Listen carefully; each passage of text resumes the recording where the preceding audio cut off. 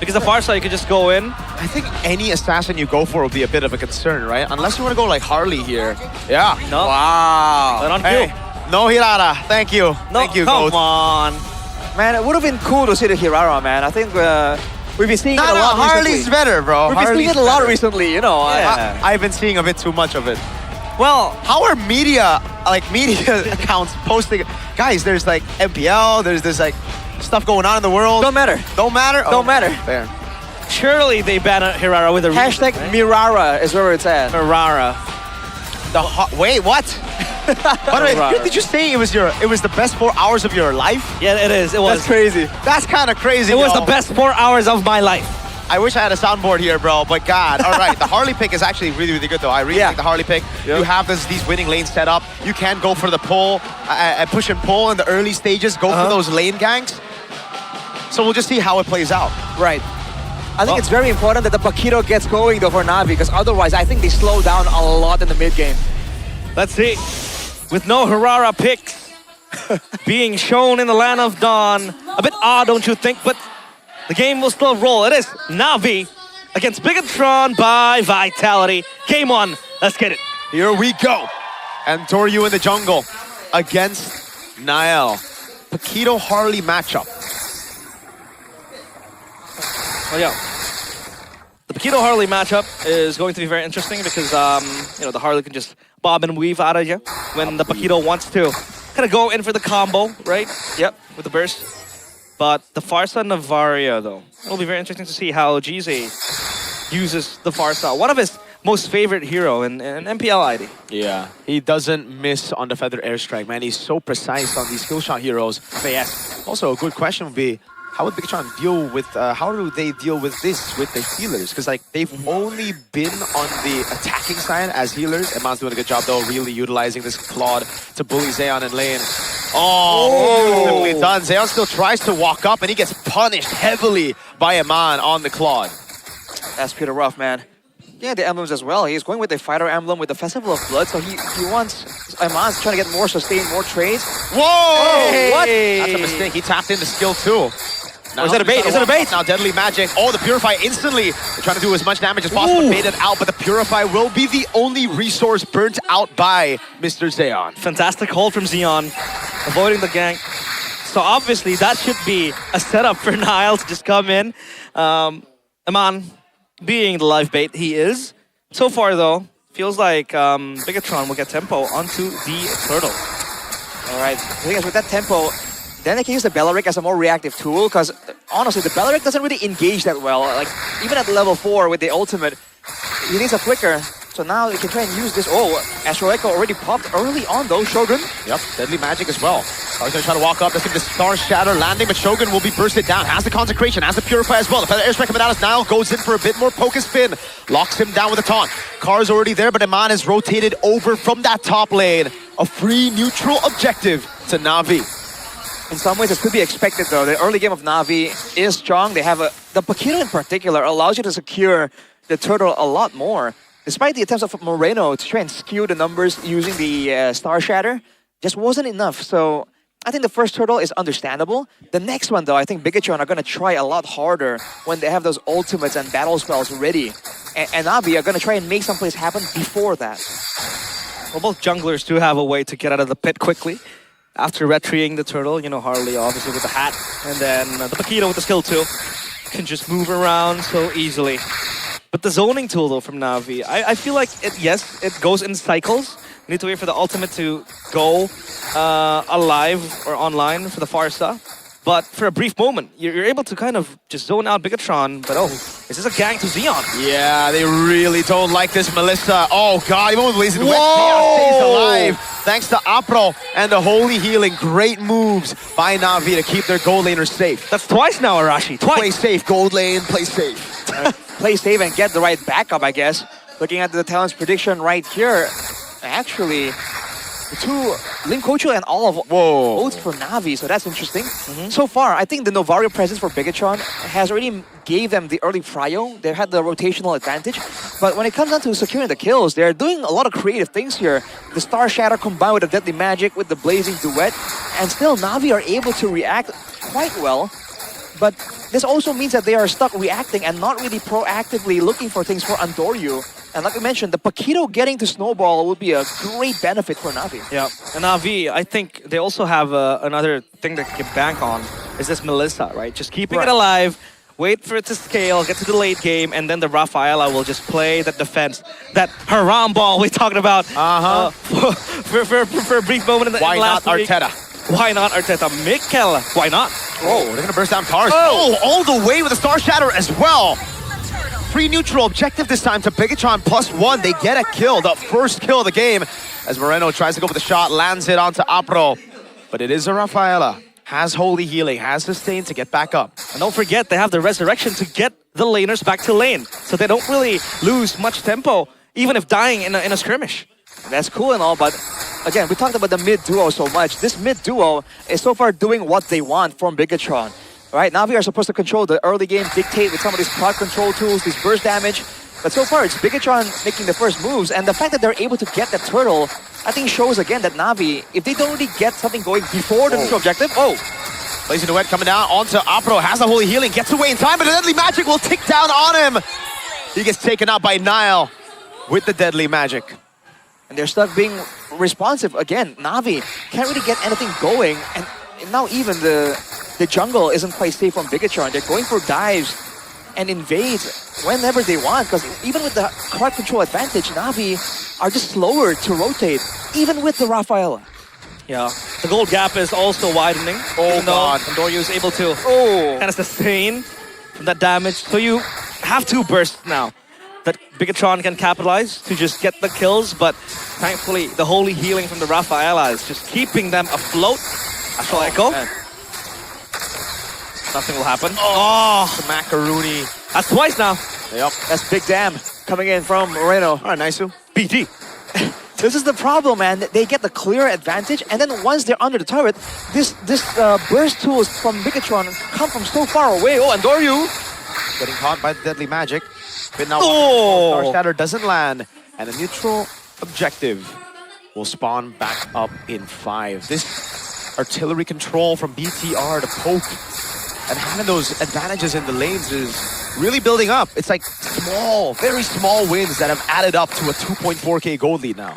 And again, Bigetron have very low commitment playmaking tools, right? Yup. Astral Echo, oh, we get something, we get something. If we don't, we back away. Nothing much is lost.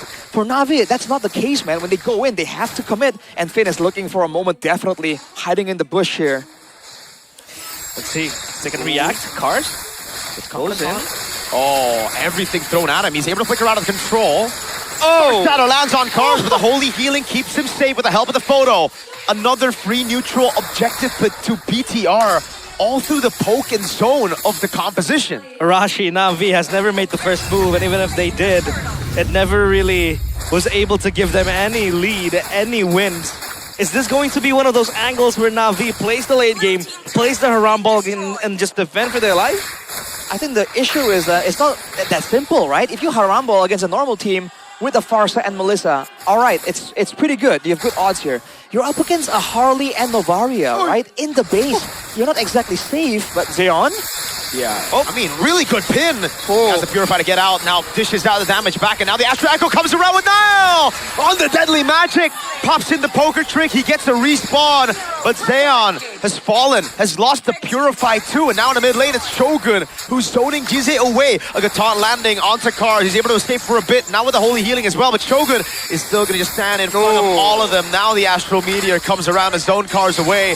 That's when I'm offended, but Shogun's going to take that damage, walks away, pops in the Purify, the Deadly Magic right there now, and Doryu walked into the bush. That's a flicker out from Moreno, and Navi just can't seem to find anything back in the game as Iman gets a trade on the map with a pick onto the turret.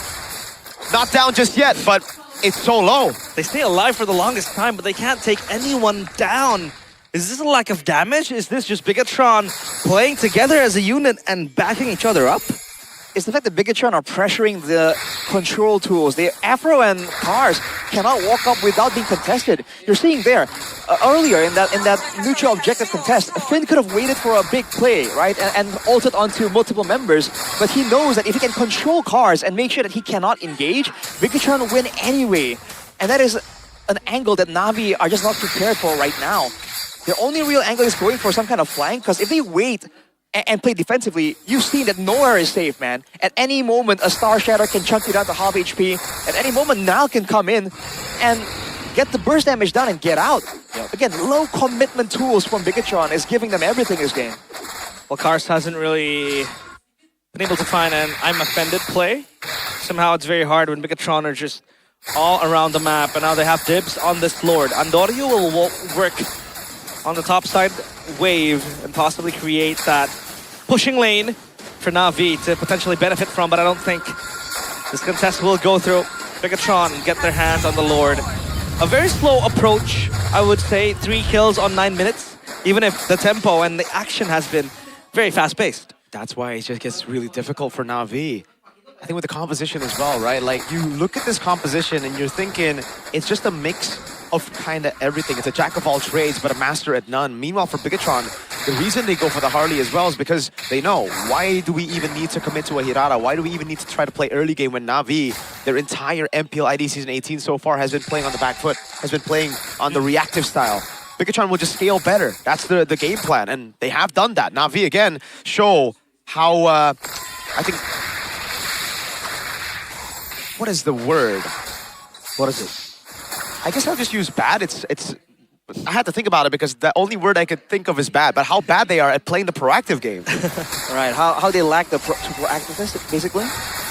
I mean, I think that really works out. And that's where the Valeric pick as well. It was very early for Bigetron, but it is exactly what's causing Navi to be... They were already a hesitant early game. They're not really proactive. But now against the Valeric, even more so, him concealing. Oh, man. Okay. I thought that was going to land on Apro instead of Cars. That would have been some big damage, but only lands on Cars. Swift Trinity completed. They'll be able to zone and clear out these creeps coming in for the siege, but Bigetron have some proper artillery. Yep. The massive play, but the Purify comes around for a mount to get away now as Finn is able to flicker out the safety as well, but the Muddles is still right there, connected on Finn. Good defense from Navi. Now the deadly magic on Cars with no I'm offended. Nile unable to burst him down, and we are back to Haram MLBB. Hey. Why not Arteta? Now Virsenal playing this defense game. Our first taste of Park the Bus in that base. They're able to the whole Lanadon. park in Lanadon. It's a free parking lane. I mean, there isn't a Johnson, right, in front of their eyes, so Hey, Navi's all good. Indonesia's parking thing is going to be increased, I think. Parking fee, so gotta be careful, Navi. I do agree. Let's see how it goes again. This plays into what Mirko was talking about. They don't really like playing proactive. It's all reactive. But right now, again, Bigetron understands how to crack open bases. All right, you're seeing them prod earlier. The play from Nile, the random quote-unquote deadly magic. It looks kind of funny now, but they're kind of prodding at Navi and seeing what reactions they can draw out from it. And if they find a weakness, before you know it, they're gonna find a pick-off right after with the Lord, and that will be the end angle. So Navi definitely have to kind of show some kind of crowd control, some kind of damage towards Bigetron, because otherwise, man, Bigetron can be as creative as they want and how they want to play around this. And if you want to thread the needle a bit far back to the last season, remember Afro's Kufra? Yep. That enabled the comeback against Bigetron. They were leading. Nile with the Yisun Shin. Unstoppable. And with one moment they were able to achieve. But this time around, I don't think they have that moment-based hero. So it's a bit different. With Rafaela is a very good question, especially when... Oh, it's dead! Regen, holy healing, get it, beat no! No chance. Nile takes him out. Another free neutral objective for Bigetron. The only objective Navi have taken is that just first turtle. Yeah, that first 50-50, I would say. Man, that's just disgusting, man. They can check whenever they want using the Uranus and the Beleric. Any kind of dark area they can kind of look for info with the Star Shatter, with the Astral Echo. And whenever anyone is out of position, Nile just jumps on it. The composition just works together so well. And again, Navi have no answer. They can't stop the tankiness of Shogun and Finn. They can't counter-engage properly onto anything, and they can't win the info battle against the Novaria. Nope. Oh, God! Man, has the Trinity completed with the Magic Blade, but look at those Star Shatters, man. One Star Shatter might just pop the Magic Blade passive. So Xeon has to be careful because as of now, he is the backbone of this Navi comp. of this Navi team. Oh. Another one lands on Afro. He can heal. Yes, Astral Echo goes on. Yeah, that's going to be the Wrath of the Dread and the Flicker combo. Cars locked down. Aman with the Melfic gun. Stay out. Deadly Magic still able to the sustain healing. back up with the healing, but now gets caught by a big Star Shatter again. Gets back into the Crystal. Is able to respawn Cars. Goes in, but I'm offended now. That's full on assault onto Moreno. He's going to get taken out of Shogun. Pops into Purify and Bigetron walk back. Finally, Navi. First kill of the game for them at 14 minutes on the Maestro. Cars needs to find those engages. He needs to be the one to pull the trigger for a Navi turn around, because once they clump up together with that singular I'm offended play, this Melissa is going to have a field day hitting the muddles and hitting all the needle stacks. Man, they just need to find a way to engage properly, right? There are weaknesses on the side of Bigetron. The fact that there's no Purify on Moreno, right? It means that they can really go and catch him out. But that's exactly why Bigetron, they used the Flicker Wrath of the Dryad to take out Cars earlier. They understand that the Ruby is the linchpin of Navi's entire team fight game. Pinch. Whoa! Pinching. Dives in. Oh, baits out the I'm offended as well. Now Iman can go in, but it gets caught by a big what a strike Star Shatter from Moreno from downtown. Catches the healer. And Thoryu's waiting in the bush. Now, Bigetron, do they try to strike while the healer is down? The healer, Rafaela, Apro, has been the man to keep them safe in the base. Now, without them, I think Bigetron can actually look for the trades, look for the one-shots. They might go for the end because no resurrection for the Rafaela unless Cars looks for a good set. Yeah, big taunt. That's going to be Cars taken out instantly. No respawn as well. As Niall's able to jump away now, and Doryu gets caught by a bit more damage. He jumps back in. Astral Echo lands on all of them. Apro's going to be back up in 3. He'll be able to respawn Cars, I believe. The Star Shatter lands again, and Navi keep themselves alive. God, you just cannot end the game against Navi. They're so good at defending. There you go. The great wall that is Navi. Man, they just have to make sure that they don't lose the main backline. And that's exactly why Cars has been sacrificing himself again and again. He has no choice. It looks like he is overextending, but if he doesn't take the brunt of the impact from Bigetron, then the backline is at risk. Earlier, he gets picked off, but they used the Wrath of the Dryad and the Deadly Magic to ensure that that Ruby is not part of the game whatsoever. If I were in his shoes, I would have gone for the Athenas, man, because it's all burst towards him at this point. 10,000 gold lead. At least y'all will be able to reap the benefits of that GG party fin! Rapid trying to the flicker combo now. Shot down by the Star Shatter. With the roots of the Belleric. Now a Lord spawning back into the game. This side of the snow. These shots are really hurting. Opro doesn't have to respawn for Cars. How long is that respawn timer going to come up? We don't have a number on it. But can he get it in time? Chastise being purchased to slow down Neon's approach. Oh, and Man's gonna lock it in. They're gonna go for the game-ending push. Bigetron bypass the bus. They bypass the full defense of Navi. Finally breaking open the defense. The seal that was forged in the base by Navi. Broken down to pieces. It looked like that defense was going to come to fruition. But with a singular engage from Cars, it was still not enough. And Bigetron take game 1. They just completely abused the fact that Navi